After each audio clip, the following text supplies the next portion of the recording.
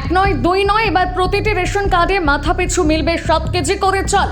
শুধু তাই নয়, শীঘ্রই চালু করা হবে স্মার্ট রেশন কার্ডও। রেশন গ্রাহকদের জন্য বড় সড় পরিকল্পনা আনছে কেন্দ্র সরকার। কবে থেকে পাবেন এই সুবিধা, কারাই বা পাবেন? স্মার্ট কার্ডে বা কি লাভ পাওয়া যাবে জানুন। দেশ জুড়ে রেশন ব্যবস্থাকে আরো স্বচ্ছ আধুনিক করতে একাধিক পরিবর্তনের পরিকল্পনা চলছে। এরই মধ্যে সামনে এসেছে একটি গুরুত্বপূর্ণ খবর। জানা যাচ্ছে এবার অন্তোদয় অন্ন যোজনা বা AAY এর আওতায় খাদ্যশস্যের বরাদ্দ বাড়ানোর প্রস্তাব নিয়ে আলোচনা শুরু হয়েছে। বর্তমানে অন্তোদয় অন্ন যোজনার আওতায় একটি পরিবার নির্দিষ্ট পরিমাণ খাদ্যশস্য পায়, আর প্রায়োরিটি হাউস হোল্ড শ্রেণীর ক্ষেত্রে সদস্য পিছু নির্দিষ্ট পরিমাণ রেশন দেওয়া হয়। এখন ন্যাশনাল ফুড সিকিউরিটি অ্যাক্ট 2013 সংশোধনের একটি প্রস্তাব নিয়ে আলোচনা চলছে।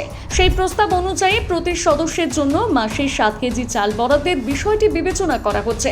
যদি এই সংশোধন কার্যকর হয়, তাহলে পরিবারের সদস্য সংখ্যা যদি 2 জন হয়, তাহলে মোট 14 কেজি চাল পাওয়া যেতে পারে। আর যদি 5 জন বা তার বেশি সদস্য থাকেন, তাহলে মোট 35 কেজি খাদ্যশস্য দেওয়ার ব্যবস্থা হতে পারে। তবে এখানে একটা বিষয় খুবই গুরুত্বপূর্ণ, এটি এখনো একটি প্রস্তাব মাত্র। কেন্দ্রীয় সরকারের তরফে এখনো এই পরিবর্তন কার্যকর করার কোনো চূড়ান্ত সরকারি বিজ্ঞপ্তি প্রকাশ করা হয়নি। অর্থাৎ এখনই রেশন দোকানে গিয়ে 7 কেজি চাল দাবি করা যাবে না। এছাড়া রেশন ব্যবস্থাকে আরো ডিজিটাল ও স্বচ্ছ করতে স্মার্ট রেশন কার্ড চালুর দিকে জোর দেওয়া হচ্ছে। উদ্দেশ্য একটাই, জাল রেশন কার্ড, কালোবাজারি এবং মধ্যস্বত্বভোগীদের দৌরাত্ম্য কমানো। খাদ্য দপ্তরের পক্ষ থেকে জানানো হয়েছে, ভবিষ্যতে রেশন বিতরণ আরও প্রযুক্তি নির্ভর করা হবে, যাতে প্রকৃত উপভোক্তারা সহজে তাদের প্রাপ্য সুবিধা পান।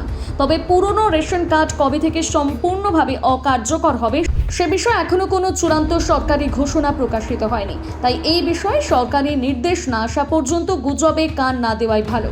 সব মিলিয়ে রেশন ব্যবস্থায় বড় পরিবর্তনের ইঙ্গিত মিলেছে। এই দুই পরিবর্তন নিয়ে আপনার কি মত জানাতে ভুলবেন না কমেন্ট করে।